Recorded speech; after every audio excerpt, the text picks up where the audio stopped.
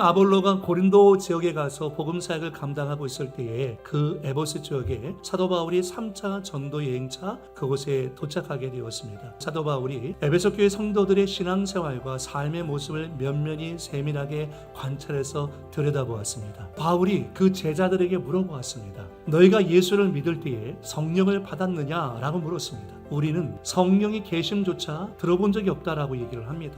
그래서 사도 바울이 온전한 복음이 무엇인지, 그리고 예수님께서 어떤 사역을 하셨는지, 그리고 성령 하나님께서 어떤 하나님이신지에 대한 것을 명확하게 에베소 교회 성도들에게 알려주고 에베소의 오순절 사건이 오늘 본문 말씀 가운데 나오게 되었습니다. 사랑하는 성도 여러분, 오늘 본문을 통해서 오늘 우리는 두 가지 질문을 받고 스스로에게 답할 수 있어야 됩니다. 첫 번째는 온전한 복음을 알고 믿어야 한다는 것입니다.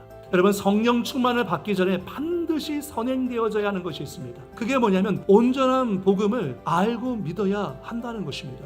오늘 사도 바울의 에베소 교회 성도 가운데 딱 보니까 이들이 온전한 복음을 알지 못하는 거예요. 아볼로를 통해서 예수님에 대해서 부분적으로 알고 있긴 했지만 예수님과 예수님이 증거하신 복음에 대해서는 온전하게 알고 있는 상태가 아니었습니다. 여러분, 성령 충만 받기 위해서는 먼저 복음이 뭔지를 알아야 됩니다.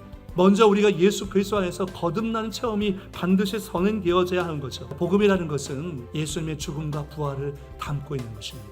그래서 이 바울이요, 에베소 교회 성도들에게 예수님의 십자가의 죽음과 예수님의 부활과 이 성령님에 대해서 자세하게 그들에게 가르쳐 주었습니다. 두 번째는 성령의 충만함을 받아야 한다는 것입니다.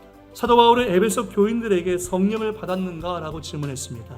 이것은 다른 말로 한다면 너희가 성령 충만을 받았느냐? 라고 묻고 있는 거죠.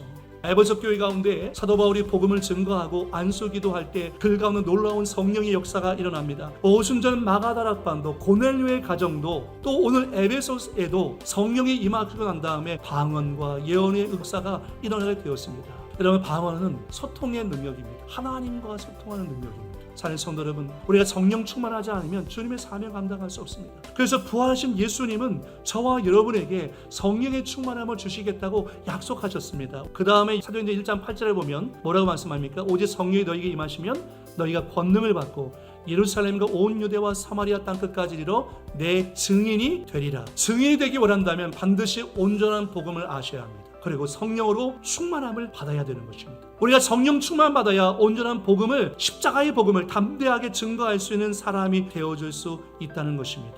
오늘 성령의 은혜가 여러분 가운데 부어져서 우리 모두 한 사람 한 사람이 주 앞에 귀하게 쓰임받는 순복 은혜교회 성도들이 다 될 수 있기를 예수의 이름으로 축복을 드리겠습니다.